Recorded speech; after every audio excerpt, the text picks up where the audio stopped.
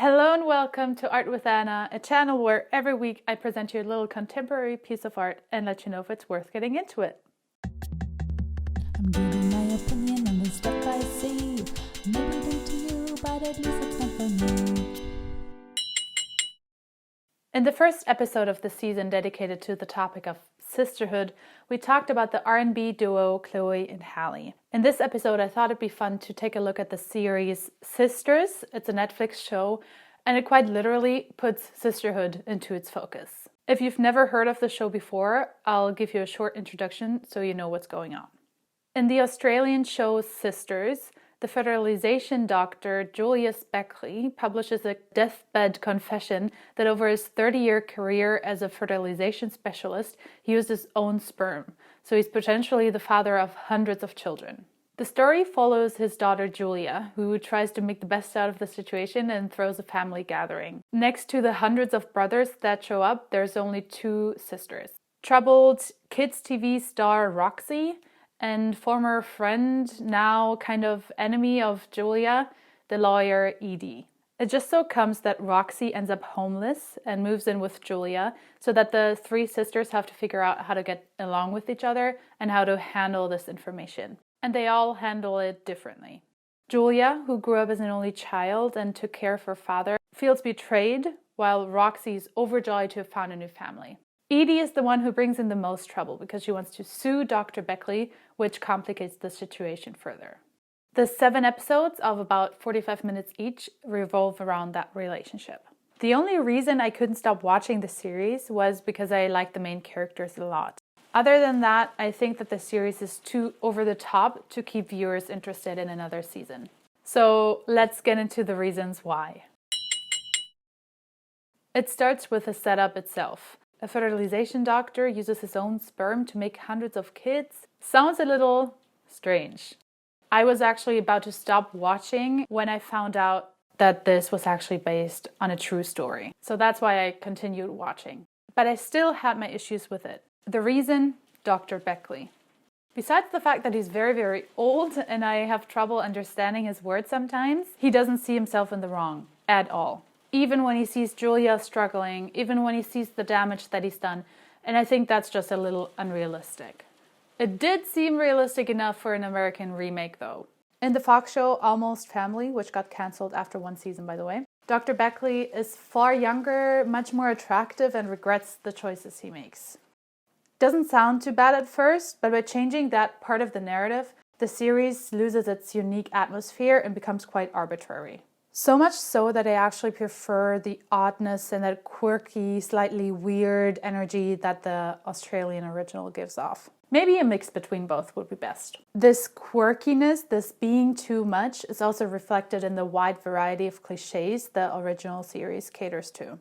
For example, the references to incest, which I personally don't think were really necessary, but probably indispensable for a series of that topic. Then we have drug addiction, divorces, discovering sexuality, cyberbullying, all the topics a typical quirky women in their 30s series typically covers. So in that sense, it isn't very original at all.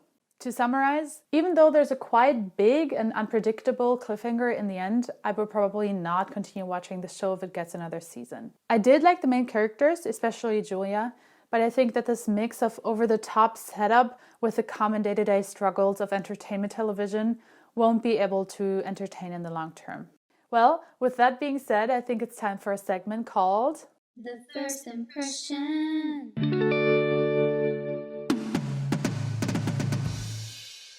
In this segment, I will show the artwork of Question to my sister. She's never seen it before, she doesn't know the series, so I'm just interested in seeing what an honest commentary on this looks like. Today's a little different though because we have a series and I don't want to make her watch 7 episodes of a season, so I'm just gonna show her some clips. So let's see if her opinions on this align. Toni?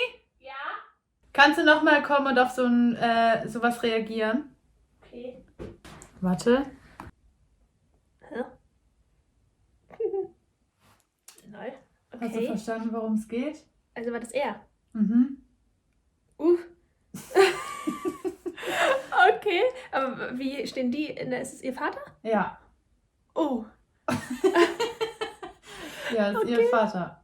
Hi.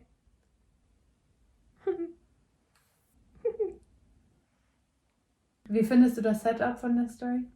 Also man merkt es so übertrieben und so ein bisschen ironisch teilweise. Also so würde ja nicht passieren. Aber ich finde es irgendwie lustig, die Idee.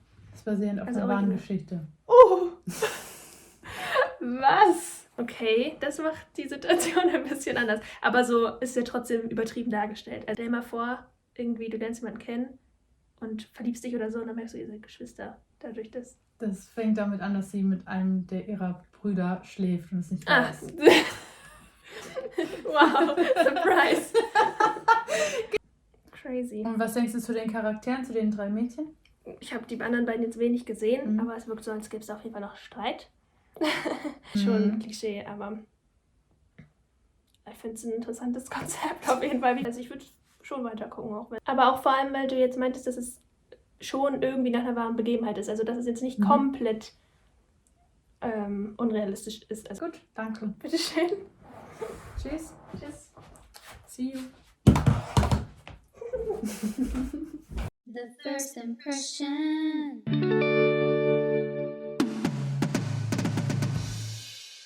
All right, there's that. So thank you so much for watching. Make sure to subscribe and leave a comment down below and let me know what you think about this series or if you have any other questions. Subscribe and tune in next week for...